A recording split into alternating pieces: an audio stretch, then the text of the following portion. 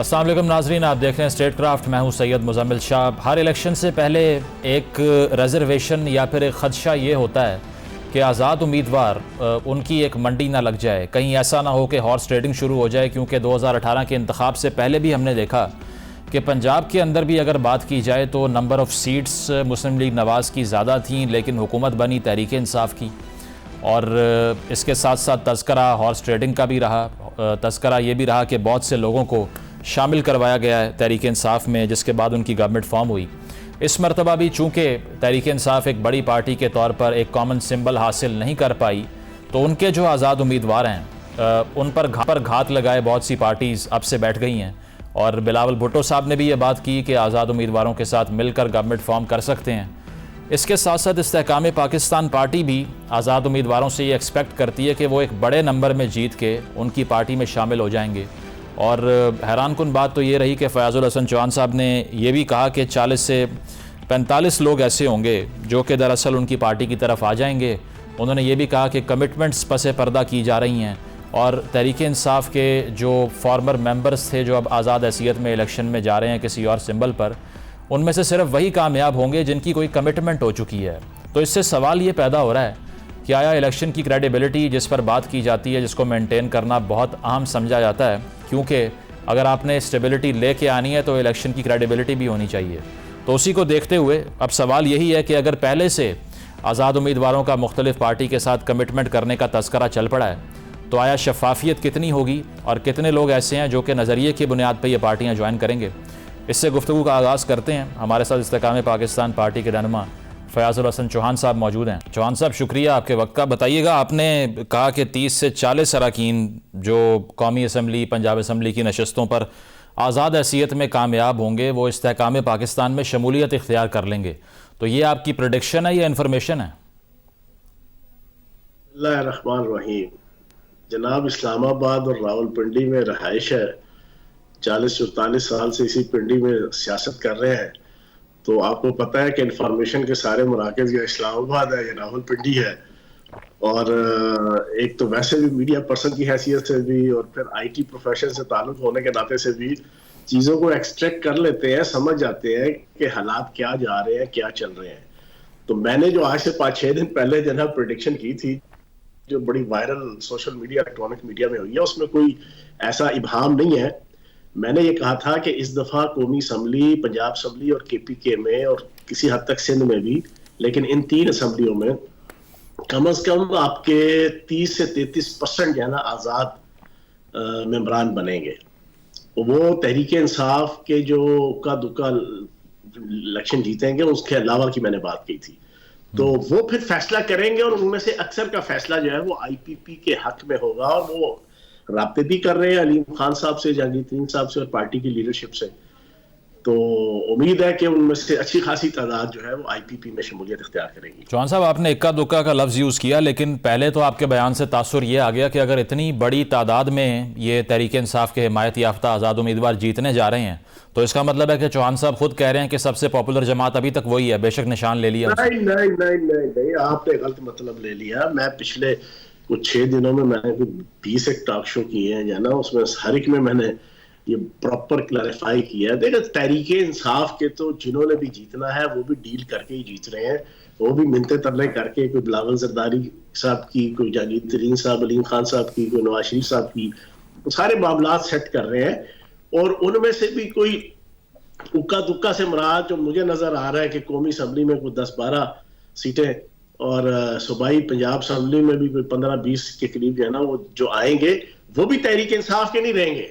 ये बात बिल्कुल क्लियर सुन लें, क्योंकि उनके ऊपर किसी किस्म की कोई 62-63 फ्लोर क्रॉसिंग और पार्टी चेंज करने के हवाले से जो कथन है इलेक्शन एक्ट 2017 की और आइन और कानून की, वो उनके ऊपर नहीं लगेंगी क्योंकि वो आजाद है।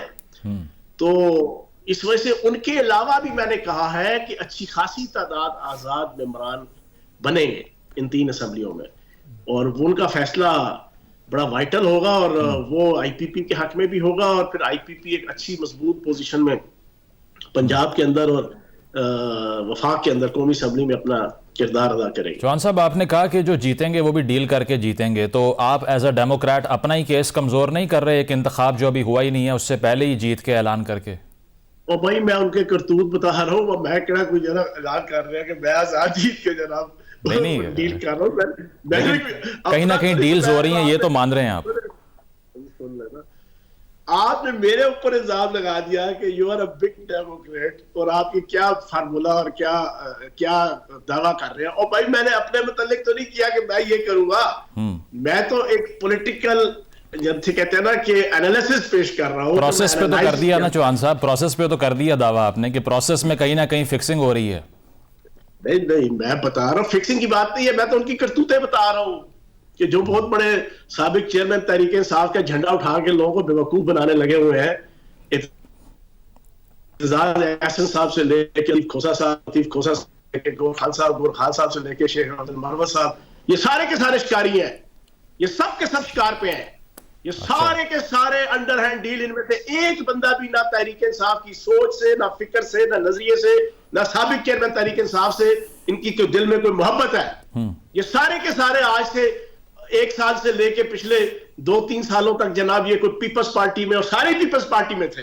ठीक है, आज इनको दर्द उठ गया जाना कि ये तहरीक इंसाफ के, ये कहते हैं तहरीक इंसाफ का सोशल मीडिया और ये तहरीक इंसाफ वाले जो भी इनकी पार्टी से इख्तिलाफ करे या पार्टी को छोड़े, ये कहते हैं लोटा है। और भाई सबसे बड़े फिर लोटा तो एतजाज एहसन साहब और लतीफ खोसा साहब हुए कि जो पार्टी छोड़े बगैर जनाब आपकी पार्टी के अंदर जनाब हिलजल पिस्टल फूका फाका करते हुए नजर आते रहे और बड़े मामे चाचे ताए और फुफड़ बने रहे पिछले 2 साल 1.5 साल से। तो सबसे बड़ा लोटा तो फिर लतीफ खोसा साहब है, सबसे बड़ा लोटा तो फिर जनाब एतजाज एहसन साहब है। तो कहने का मकसद ये है कि ये पूरा क्या पूरा सिनेरियो है कि जो लोगों का कोई ताल्लुक ही नहीं है तहरीक इंसाफ से, सही, वो इस वक्त जनाब झंडा हाथ में उठाए। क्यों? वो शिकार पे है कि भाई हम जीते, और अंदर है सारी डील पे है, हर कोई अपनी ड्यूटी पे है। ये भी सुन ले, लेकिन वो देखिए ना कुछ शो में मैं ब्रेकिंग जी कुछ नए लोग जो हैं, जैसे आपके शो में ब्रेकिंग दे दूं, सुने आपके शो में भी एतजाज एहसन साहब किसी के इशारे के ऊपर जनाब इनके साथ पिछले 1.5 साल से चलते रहे। अच्छा, ठीक है जी। लतीफ खोसा साहब किसी के इशारे पे और किसी के वेस्टर्न मफाद की वजह से जनाब इधर जनाब दोनों तरफ के जनाब तरफ पाँव रख के चलते रहे। वो अलग बात है कि जनाब आसिफ जरदारी साहब ने धिक्का दे के और इंतहाई जलीलो खार करके उनको पार्टी से फारिग कर दिया आज से 1.5-2 महीने पहले, तब जाके वो इधर, लेकिन इधर भी वो किसी ना किसी प्लान के तहत और किसी के कहने पे आए हुए हैं। गौहर अली खान साहब भी जो है ना किसी के कहने पे आए, अपनी ड्यूटी दे रहे हैं, वो अपनी ड्यूटी दे रहा है, और शेर अब्दुल मरवत बेचारा अपनी ड्यूटी पे है। और भाई सारे अपनी ड्यूटियों पे लोगों को बेवकूफ बना रहे हैं। इनमें से कोई भी जो जीतेगा वो उसने साबिक चेयरमैन तहरीक इंसाफ को रिहा कराने के हवाले से या उनकी सजा को खत्म कराने के हवाले से कोई स्ट्रगल नहीं करनी 8 फरवरी के बाद। चौहान साहब, बहुत से 8 फरवरी तक है जी, बहुत से लोग कहते हैं कि पीपल्स पार्टी की प्रॉक्सी हैं ये लोग जिनके आपने नाम ले लिए हैं, इल्जाम लगाते हैं, आप भी वही इशारा कर रहे हैं। मैंने सबसे पहले कहा था कि गौहर अली खान वाय एतजाज एहसन वाया, वो पीपल्स पार्टी और आसिफ जरदारी के जनाब नुमाइंदे यहां पर हैं, और इस वक्त बहुत से लोगों के नुमाइंदे हैं, ये भी सुन लें, वो अकेले पीपल्स पार्टी के नहीं है। अच्छा, तो ये मुझे बताइए, बंदा पे इंसाफ के जनाब का ढोल हाथ में उठा के ना वो बजाने लगा हुआ है अपनी मर्जी का म्यूजिक। नहीं, ऐसे भी लोग हैं जो कुरान पाक पे हल्फ ले रहे हैं, सलमान अकरम राजा साहब के, मैं नहीं छोड़ूंगा तहरीक इंसाफ बाद में।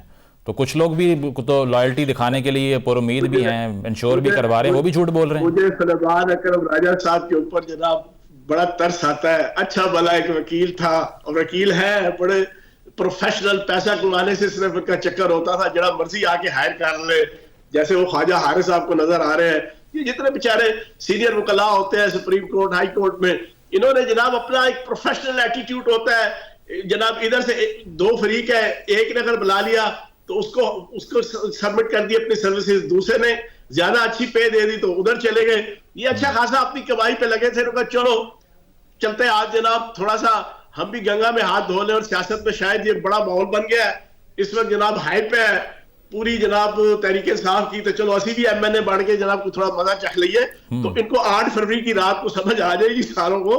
और खुसूसन एक चीज मैं आपके सामने रखूंगा, ये अजरा मजाक नहीं है, ये जो नकदा कोका वाला जनाब गाना गा गा के सारे तहरीक इंसाफ का झंडा और नकदा कोका का जनाब गाना गा रहे हैं ना, 8 फरवरी की रात को यही गाना ये गाएंगे और सर पे हाथ रख के नकदा कोका लबो मेरा कोका किथे गया कोका गुम गया कोका, ये वाला मौन होगा। चौहान साहब, ये बहुत से लोग ये सोच रहे हैं आपके बारे में कि कौन सा जादू का चिराग है चौहान साहब के पास कि उनको यही पता है कि एक आध दिन पहले इलेक्शन से मिलिट्री कोर्ट्स के फैसले आ जाएंगे जो कमिटमेंट नहीं करेगा उसके खिलाफ, या इलेक्शन के महीने बाद आ जाएंगे। इतनी एक्यूरेट प्रेडिक्शन कहाँ से आ गई सर, ये बताइए जरा।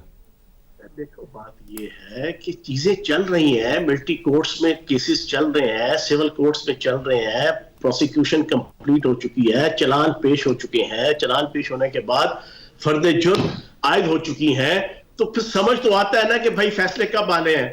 मैंने 324 भुगता हुआ है, मैंने 302 भुगता हुआ है, मैंने 40 दफा हवालात काटी हुई है, मैंने 5 दफा जेल काटी हुई है। मैं student politics, youth politics, practical politics में थाना कचहरी, लड़ाई झगड़ा, दंगा फसाद का लफ्ज नहीं यूज करूंगा, ये 1.5 साल एक दंगा फसाद इन्होंने हमसे करवाया है ना साबिक चेयरमैन तहरीक इंसाफ ने। लेकिन मैंने पॉलिटिकली हर किस्म की जनाब ये जो थाना और कचहरी है ना, प्रोसिक्यूशन है, ये सारी देखी हुई है, भुगती हुई है, जानते हैं, चीजों को समझते हैं कि भाई किधर केस किधर पहुंचा है, उसके बाद कितनी टाइम लगना है, तो चीजें समझ आ रही हैं। मिलिट्री कोर्ट्स में तो इस तरह फैसले देने होते हैं, अब मिलिट्री कोर्ट्स में हर चीज कंप्लीट हुई है, तो फैसले तो किसी टाइम पे भी आ जाएंगे। तो ये चौहान साहब, ये 30 से 40 लोग जो इस्तेहकाम पाकिस्तान पार्टी में आएंगे, जिस तरह से आप कह रहे हैं, जो पहले आए हैं उन पे ये तासुर अब तक है कि प्रेस कॉन्फ्रेंस करवाई गई, ज़बरदस्ती करवाया गया। अब ये 30 से 40 लोग जो आएंगे, इस पे तासुर कैसे ख़त्म करेगी IPP के ये ज़बरदस्ती नहीं आ रही, ये नीयत से आ रहे हैं अपनी? ये कौन सी हदीस में आया है कि कोई ऐसा तासुर अगर बन जाए तो जनाब उसके बाद बंदा जिंदा नहीं रह सकता, या पार्टी या ग्रोह चल नहीं सकता। ये सारे के सारे जनाब माँ के लाडले जना जितनी पार्टी इस पाकिस्तान में है, ये तो इस तासुर के बगैर ही जनाब जब पैदा हुए थे जनाब ये सारे लीडर तो जनाब ये खुदाई तौर पे एक बड़े जमहूरी लीडर बन के मैदान अमल में आए थे, और पाकिस्तान के मैदान सियासत में आके इन्होंने जनाब सियासत करना शुरू कर दी थी। ये रोसो और जनाब अरस्तु और सुकरात बन बैठे थे। ओ भाई हमने तो कुछ भी नहीं, हमारे ऊपर तासुर, जो तासुर इन सारी पॉलिटिकल पार्टीज क्या है वो आपके सामने है कि ये किस पानी में है। लेकिन वो पहली प्रेस कॉन्फ्रेंस लोगों को याद आती है ना, फवाद चौधरी साहब उसमें काफ़ी एंड पर बैठे हुए थे, कोशिश कर रहे थे कि कैमरे में फेस ना ही आए उनका, और बहुत से लोग भी दोबारा नजर नहीं आए। तो ये तो फिर उनसे पूछे ना कि उनको किस चीज का जनाब गम था, या किस चीज का एहसास कमतरी था, अच्छा, या किस चीज की परेशानी थी, सही, तो उनसे पूछे। एक और चौहान साहब, ये तनकीद हो रही है कि अलीम खान साहब, फयाजुल हसन चौहान साहब बड़ी तनकीद करते थे नून लीग पे जब दौरे इक़्तिदार था तहरीक इंसाफ का, अब सीट एडजस्टमेंट हो गई, तो ये डिफेंड करना मुश्किल नहीं हो जाएगा अवाम के पास जब जाएंगे आप? किसको डिफेंड करना? नून लीग को सपोर्ट करना। भाई नून लीग को क्यों डिफेंड करें, हम इस्तेहकाम पाकिस्तान पार्टी को डिफेंड करेंगे, हम अपने पाकिस्तान को डिफेंड करेंगे, हम अपनी सोनी धरती को डिफेंड करेंगे। सीट एडजस्टमेंट को कैसे करेंगे? हाँ, सीट एडजस्टमेंट किया, तो निकाह तो नहीं किया जो है एक दूसरे के साथ नहीं हो गया। सीट एडजस्टमेंट तो हर पॉलिटिकल पार्टी करती है। स्पेस दे दी ना नवाज शरीफ साहब को आपने। नहीं, मुझे एक चीज बताए, साबिक चेयरमैन तहरीक इंसाफ वो शेख रशीद को कैसे जस्टिफाई करेंगे, वो चौधरी परवेज लाई साहब को कैसे जस्टिफाई करेंगे, वो उनकी अपनी कैबिनेट के अंदर आधे से ज्यादा मेंबरान को कैसे जस्टिफाई करेंगे जिनको वो 3.5 साल अपनी कैबिनेट में लेके फिरते रहे। वो उन तमाम MNA MPs को जो PTI के प्लेटफॉर्म से इलेक्ट हुए 2018 में, उनमें से आधे से ज्यादा को कैसे जस्टिफाई करेंगे कि वो क्या क्या उनके मुतालिक अल्फाज अदा करते रहे। पता इस तरह की तो 7500 चीजें सियासत के अंदर, कभी खुशी कभी गम, तरारम पम पम, कभी जेल कभी तेल, आगे गाड़ी पीछे रेल, ये सारी चीजें लगी रहती हैं। इस वक्त बेसिक एजेंडा ये है कि तहरीक फसाद फिल अर्ज, जो मैंने एक टर्मिनोलॉजी दी है बड़ी वायरल हुई है, ये जो तहरीक फसाद फिल अर्ज 2 साल से इस मुल्क में जारी है साबिक चेयरमैन तहरीक इंसाफ की क़यादत में, वो खत्म होनी चाहिए, वो अपने मंतकी अंजाम तक पहुंचनी चाहिए ताकि पाकिस्तान के अंदर इस्तेहकाम आए और पाकिस्तान तरक्की की तरफ गामजन। तो जो लोग 9 मई में मुलव्विस थे, जिनके आपने भी कहा केसेस चल रहे हैं, अगर वो कमिटमेंट कर लें और उनको बाद में वो मसाइल फेस ना करने पड़े, तो वो ठीक होगा आपके नजदीक? नहीं, एहतिसाब का कद्दू कटेगा तो सब में बटेगा, सारे जनाब मुस्तफीद तो हो गए। अभी हम भी जनाब पेशिया भुगत रहे हैं। परसों एक और मुझे इस्लामाबाद थाने का एक फोन आया जनाब, वो पहली दफा नाअहली हुई थी साबिक चेयरमैन तहरीक इंसाफ की जब पिछले साल, तो जो इस्लामाबाद में एक वकुआ हुआ था, मैं तो लाहौर बैठा हुआ था, ओ जी ਤੁਹਾਡਾ नाम ही FIR च, मैं क्या होर कितनी FIR ना दियोगे, असि तो तौबा तायब होके बैठे हुए हैं, लेकिन भुगत रहे हैं। इसी तरीके से जिन्होंने 9 मई के सीवियर किस्म के ऑडियो वीडियो जिनके प्रूफ है, जिनकी जो फेंसिंग CDR के जरिए से प्रूफ है कि वो आर्मी की इंस्टॉलेशन पे, सिविल इंस्टॉलेशन पे हमला आवर हुए, लीड किया, हल्लाशेरी दी, खड़े होके घेराव झेलाव किया, जनाब भुगतेंगे तो सही वो। सही। और अगर मंशूर की इलेक्शन प्रॉमिसेस की बात कर लें, नून लीग कहती है 200-300 यूनिट फ्री कर दिए जाएंगे। हमने कल खुर्रम दस्तगीर साहब से सवाल किया, उन्होंने कहा ये प्रैक्टिकल वैसे इतना नहीं है, मुश्किल फैसला होगा। इस्तेहकाम पाकिस्तान पार्टी ने 300 यूनिट फ्री का नारा बुलंद कर दिया है, तो ये प्रैक्टिकल है, कैसे इंप्लीमेंट होगा? IMF को कौन बनाएगा? 1 करोड़ नौकरियां प्रैक्टिकल थी, 50 लाख घर प्रैक्टिकल थे। मतलब ये भी वैसा ही है आप कह रहे हैं? नहीं, पूरी बात सुन लें जनाबे वाला। पाकिस्तान के अंदर पिछले 15 साल से Benazir Bhutto income support program और एहसास प्रोग्राम के जरिए से कई 100 अरब रुपया सिर्फ आवाम को भिकारी बनाने पे लगाए जाते हैं, भिकारी रहने पे लगाए जाते हैं। 2000, 3000, 4000, 6000 महीने का, उस कई 100 अरब रुपए को अगर अच्छे तरीके से यूटिलाइज किया जाए, सिंक्रोनाइज तरीके से यूटिलाइज किया जाए, पूरी अरेंजमेंट के साथ टेक्निकल तरीके से उनको यूटिलाइज किया जाए, तो ये वाली चीजें मुश्किल नहीं है। हमने उसी एहसास प्रोग्राम के कई 100 अरब रुपया है, उसको लोअर मिडिल क्लास और पुअर क्लास जिनकी 300 यूनिट तक बिजली के जनाब सार्फिन होंगे, हमने जो कहा है उसको हम प्रैक्टिकली करके दिखाएंगे अगर अल्लाह पाक ने मौका दिया। और वो इलेक्शन एक्टिविटीज जो हैं, निश्तर पार्क में 2 फरवरी को जलसा करने जा रहे हैं, लाहौर से क्या नाराजगी है? कोई खास एक्टिविटी लाहौर में क्यों नहीं दिखाई दे रही? नहीं, हमारा कराची के अंदर जनाब हमारे को 60 के करीब MNA और MP इलेक्शन लड़ रहे हैं सिंध के अंदर। आपको शायद इस चीज का इल्म नहीं है। मैं लाहौर की बात कर रहा हूँ कि लाहौर में तो कर लेंगे, सारे अपना अपना इलेक्शन लड़ रहे हैं जना, बेगम रहे जना। लेकिन 8 फरवरी दूर नहीं है ना इतनी, तो कोई गल नहीं है ना।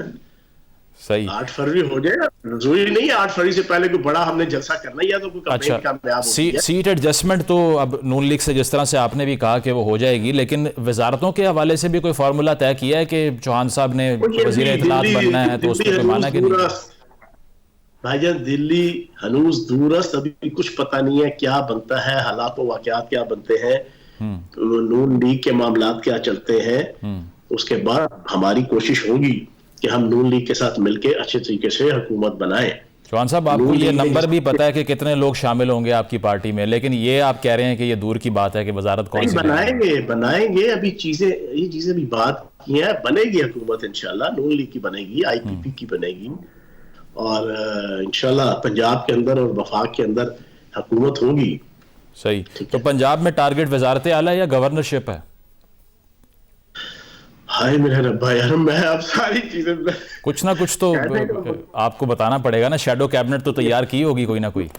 ये वक्त के साथ सारी चीजें आएंगी नंबर गेम्स के ऊपर, फिर जो आज़ाद मेंबरान शामिल होंगे मुख्तलिफ पार्टीज के अंदर, फिर जो पार्लिमानी ग्रुप बनेगा स्पेशल सीटों के बाद अकलियतों की और खवातीन की, फिर जो नंबर गेम फाइनल आएंगे उसकी बुनियाद पे फिर सारी चीजें, फिर मरकज और सूबा दोनों के अंदर क्या चीजें, क्या हालात होंगे, उसके मुताबिक चीजें तय। तो ये जो आज़ाद उम्मीदवारों की सोने की चिड़िया है, आपकी नज़र इस पे है? बिलावल साहब की भी इसी पे है। उन्होंने आज कहा कि उनको साथ मिला के हुकूमत फॉर्म कर सकते हैं, तो किसके हाथ आएगी चिड़िया ये? फिर असल में सबसे पहले मैंने ये बात मीडिया में की, उसके बाद अब सारों ने इसको पिक करके जना वो इसके ऊपर जना वो जिसे कहते हैं ना चौका छक्के और जना लगाने लगे हुए हैं। असल चीज तो मैंने इस चीज को ब्रेक किया था कि इतने कोई आजाद लोग जीतेंगे और फिर उसके बाद वो आजाद जना कौमी असम्बली के वजीर आजम की और पंजाब के वजीर आला का जना मामलात को तय करने के हवाले से अपना किरदार अदा करेंगे। तो चलो अच्छी बात है, बिलावल जरदारी साहब भी इसी के ऊपर जो है वो सुबह शाम बोले। ठीक है, बहुत बहुत शुक्रिया। इस्तेहकाम पाकिस्तान पार्टी के रहनुमा फयाजुल हसन चौहान साहब हमारे साथ मौजूद थे। उनका यही था कि जो भी आज़ाद उम्मीदवार जीतेंगे उसमें से ज़्यादा ऐसे लोग हैं जो अभी से डील्स करने में मसरूफ़ हैं, और इस पे सवाल यही है कि क्या इलेक्शन की वो क्रेडिबिलिटी होगी जो कि क्लेम की जा रही है इन पार्टीज़ की तरफ से। एक ब्रेक शामिल करते हैं, ब्रेक के बाद वापस आएंगे, मज़ीद गुफ्तगू करेंगे। Stay with us.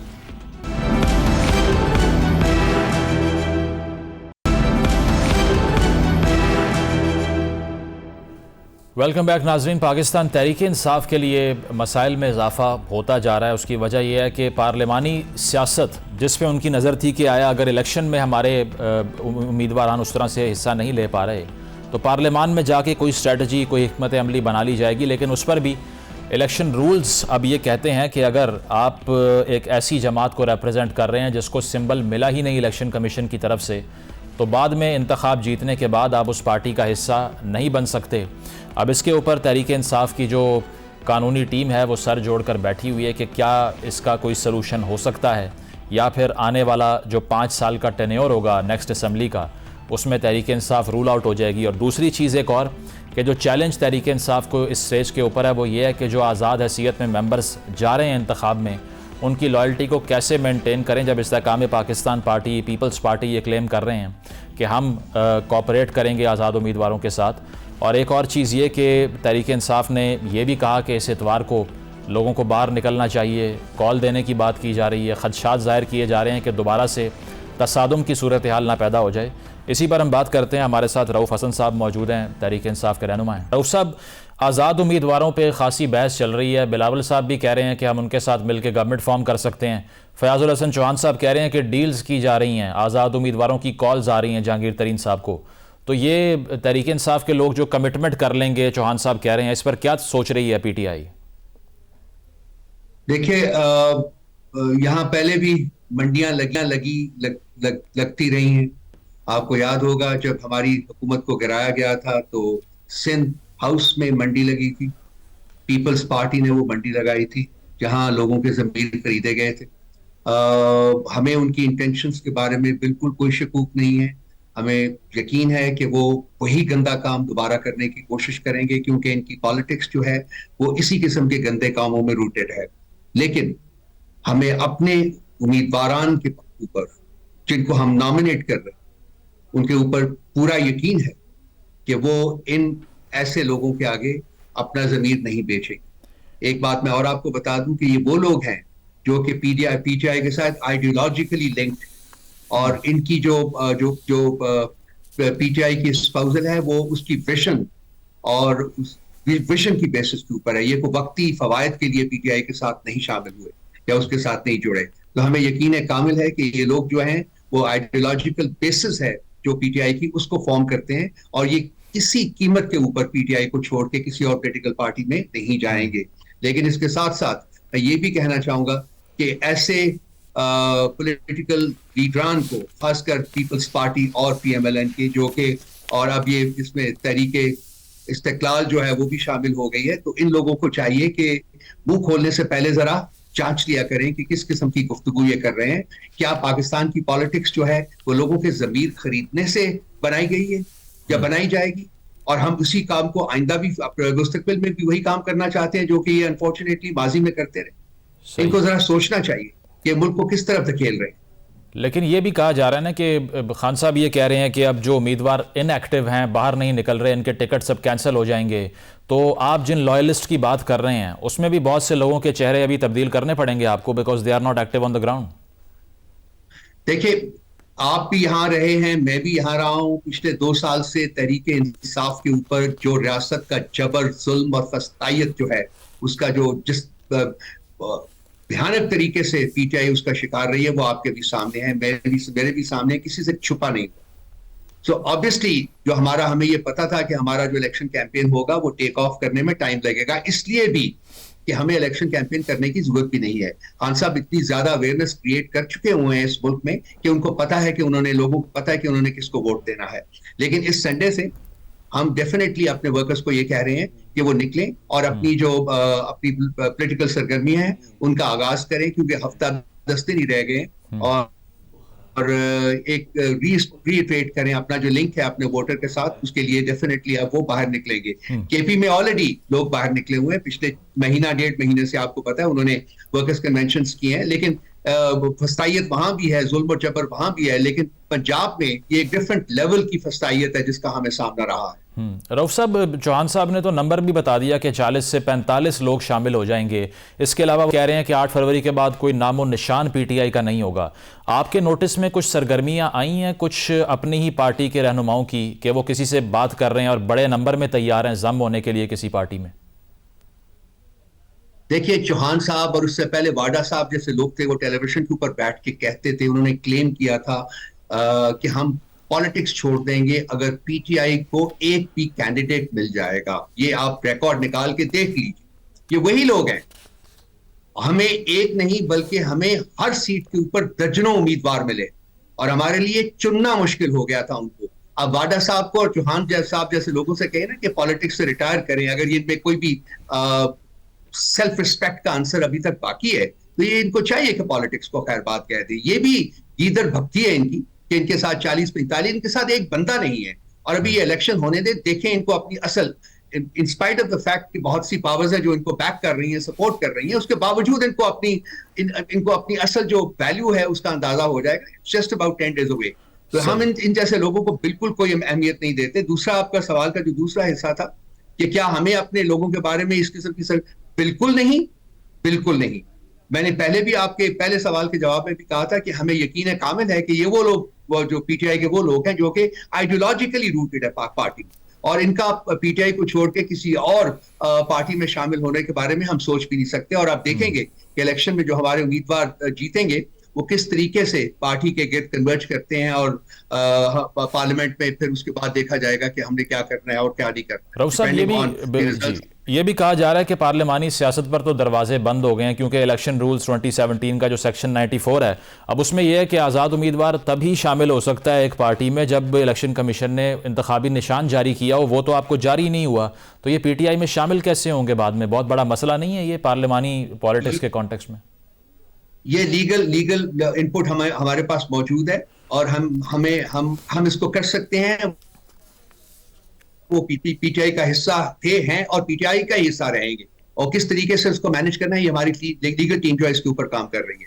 There is a possibility, आप जो फरमा रहे हैं वो रूल्स के कॉन्टेक्स्ट में शायद ठीक हो, लेकिन उसके बावजूद जो है वो रास्ते मौजूद हैं जिसके इनके और पीटीआई के दरमियान एसोसिएशन जो है ना वो जारी रह सकती है। ये रास्ते जो आप बात कर रहे हैं, क्योंकि कहा यह भी गया कि खान साहब ये कह रहे हैं कि बात करने को हमेशा से तैयार हूं, ये किससे बात करने की बात हो रही है? क्या पॉलिटिकल फिगर्स को कोई कंसेंसस बनाना चाह रहे हैं? पीपल्स पार्टी से बैकडोर राब्ता हो रहा है? बात किससे करना चाह रहे हैं?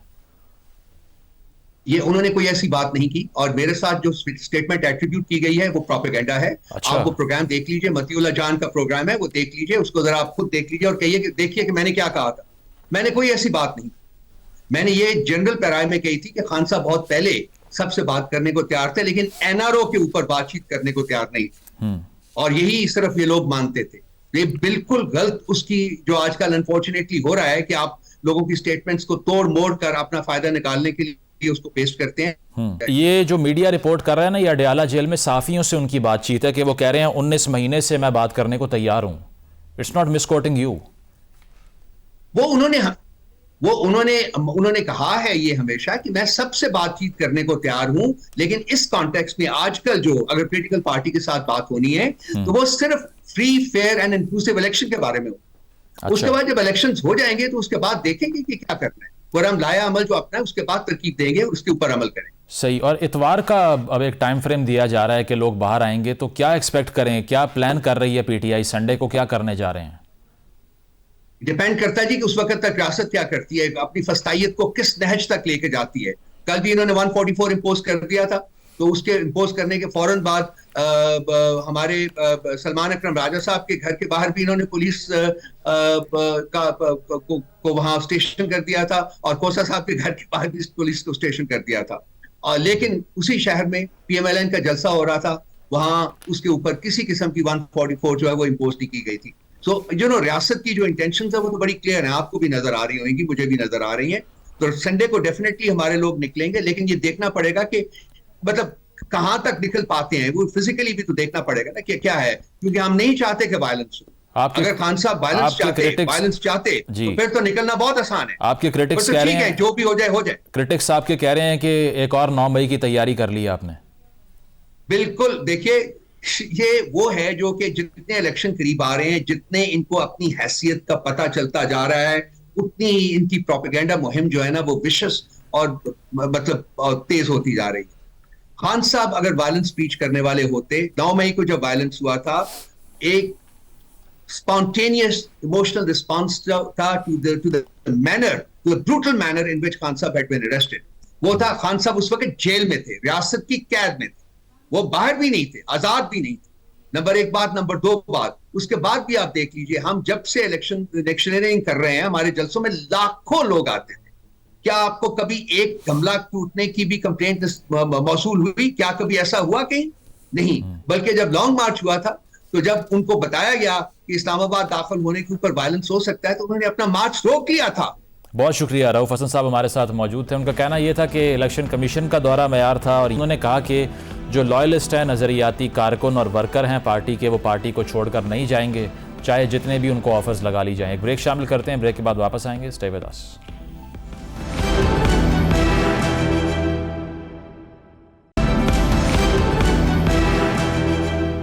वेलकम बैक नाज़रीन। आबादी के एतबार से पाकिस्तान के सबसे बड़े सूबे पंजाब में नमूनिया की वबा तबाही फैला रही है। अगर बात की जाए ऑफिशियल फिगर्स की तो वो कंफर्म नहीं करते, लेकिन मीडिया रिपोर्ट्स ये कहती हैं कि तकरीबन 200 बच्चे उनकी जानें नमूनिया के बायस इस सर्दी और स्मॉग के मौसम में जा चुकी हैं। अगर हम तारीख की बात करें तो 2022 की एक डाउ मेडिकल कॉलेज की रिपोर्ट भी थी जिसने इतना बड़ा नंबर बताया और क्लेम किया कि एक साल में 70,000 बच्चे पाकिस्तान में अपनी जान से जाते हैं इस बीमारी के बायस, जो कि क्योरेबल डिज़ीज़ है। लेकिन दूसरी तरफ अलमिया ये है कि हेल्थ डिपार्टमेंट हो या फिर पंजाब हुकूमत हो, वो इन फिगर्स को कंफर्म नहीं करती। वो ये कहती है कि अफवाहें फैलाई जा रही हैं। हालांकि वैक्सीन लगा के इन बच्चों की जान और ज़िंदगी बचाई जा सकती है, लेकिन उसके बावजूद इन फिगर्स का रिपोर्ट होना ये सवाल खड़ा कर रहा है कि आया पंजाब के अंदर हुकूमत क्या कर रही है इन बच्चों को इस मोहलिक मरज़ से बचाने के लिए। इस पर हम बात करते हैं।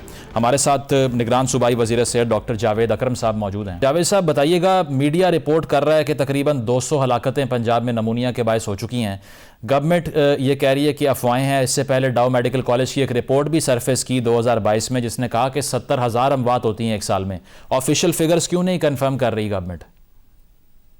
बहुत शुक्रिया जी। जो डाउ मेडिकल कॉलेज की रिपोर्ट है वो पाकिस्तान की रिपोर्ट है, पंजाब की, लाहौर की नहीं है। तो बिल्कुल उस प्रोपोर्शन को अगर पंजाब पे भी अप्लाई करें, नंबर बहुत बड़ा बनेगा। पॉपुलेशन के लिहाज से सबसे बड़ा सूबा है। अनफॉर्चुनेटली बड़ा ही है नंबर। और ये ऐसा नहीं है कि सिर्फ इसी साल है। हर साल सर्दियों में सबसे ज्यादा जो बच्चों में शरह अमवात होती हैं वो फेफड़े की बीमारी, निमोनिया या कोई भी वुटिंग कफ वगैरह से होती है। और जो गर्मियों में है वो डायरियल डिजीजेस होती हैं। और ये एक नेचुरल सदियों से चला आ रहा है। और उसकी वजह सर्दियों में ये होती है कि खासकर इस आजकल की जो सर्दी है ये शिद्दत की सर्दी है। पिछले कई रिकॉर्ड टूट गए हैं सर्दी के, लाहौर में और गिरदोनवा में। और उसके ऊपर पोल्यूशन भी है। और उसके बाद जो बच्चों की, छोटे बच्चे हैं, उनकी इम्यूनिटी यानी कुव्वत मदाफत बहुत कमजोर है। और उसकी वजह सबसे बड़ी कुव्वत मदाफत कमजोर होने की वजह यह है कि माएँ अपने बच्चों को बहुत कम, पाकिस्तान में 5 से 6% माएँ सिर्फ दूध पिलाती हैं, जबकि ये फिगर ऑलमोस्ट 100% होना चाहिए। क्योंकि बच्चे पे अपना इम्यून सिस्टम डेवलप होते हुए टाइम लगता है, लेकिन माँ से जो उसको मिलती है इम्यूनिटी, दूध में एंटीबॉडीज वगैरह मिलती हैं जो न्यूट्रलाइज करती हैं जरासीमों को, वायरसेस को, वो उसको नहीं मिलती। और जब वो शिद्दत होती है मौसम की और पोल्यूशन होती है, और जाहिर है कि ऐसे मौसम में एक पर्सन टू पर्सन कांटेक्ट भी बढ़ जाता है, क्योंकि एक ही कमरे में सारी फैमिली शिफ्ट हो जाती है और उसी को गर्म। सब आपने कहा नेचुरल प्रोसेस है, वैक्सीनेशन से प्रिवेंट नहीं हो सकता, ये तो मेडिकल इमरजेंसी होनी चाहिए, या फिर हम सिर्फ ये कहें कि नेचुरल प्रोसेस है, इसको रोक नहीं सकते हम? जी, अगर हम वैक्सीन इसमें से निकाल देंगे तो ये शायद फिगर हजारों में चला जाए। देखें, जो हम वैक्सीन लगाते हैं MMR, मीजल, मम्प्स, रुबेला, वो ही निमोनिया की भी वैक्सीन है। मीजल सबसे कॉमन, जो हमारे अभी स्टडी भी हुई है, सबसे कॉमन वायरसेस जो हैं वो कर रही हैं निमोनिया बच्चों में। और उसके बाद कुछ जरासीम हैं जो ग्राम पॉजिटिव हैं, वो कर रहे हैं। डॉक्टर साहब शॉर्टली इसकी रोकथाम फिर अब कब एक्सपेक्ट करें कि ये जो वबा है इसको कोई इसमें ब्रेक आएगा, ये फिगर मजीद एनलार्ज नहीं करेगा? जैसे आप प्रोग्राम कर रहे हैं, इस तरह प्रोग्राम होंगे तो माओं को समझ लगेगी कि वो जिंदगी अल्लाह ताला देने वाला है और वही लेने वाला है। लेकिन एक कुरान पाक में जिस चीज को प्रमोट किया है वो ब्रेस्ट फीडिंग है। कि अल्लाह ताला ने मूसा के जो वाकया है हजरत मूसा अलैहिस्सलाम का, उसमें क्लियरली बताया कि ठंडक पहुंचती है। तो मैं समझता हूं कि माओं को आपके जरिए और तमाम मीडिया के जरिए मैं कोशिश करता रहता हूं कि माँ एक बेस्ट तोहफा जिंदगी में अपने बच्ची को अपना दूध 2 साल के लिए दे सकती है। उससे उसमें भी कैंसर नहीं होगा, माँ में भी, और बच्चे में इम्यूनिटी बहुत डेवलप। और गवर्नमेंट मजीद कुछ नहीं कर सकती इस पे? नहीं, गवर्नमेंट बिल्कुल कर सकती है और कर रही है अल्हम्दुलिल्लाह। क्योंकि हम जाहिर है वेंटिलेटर्स की हमने तादाद बढ़ा दी है बेइंतहा।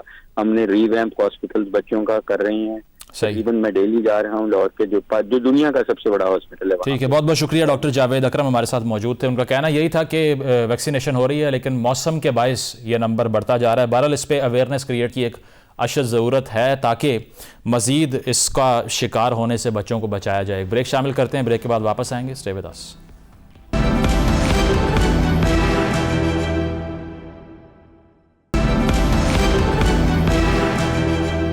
नाज़रीन, प्रोग्राम आपने मुलाहिज़ा किया, अपना फीडबैक ज़रूर दीजिएगा। इजाज़त दीजिए, अल्लाह हाफ़िज़।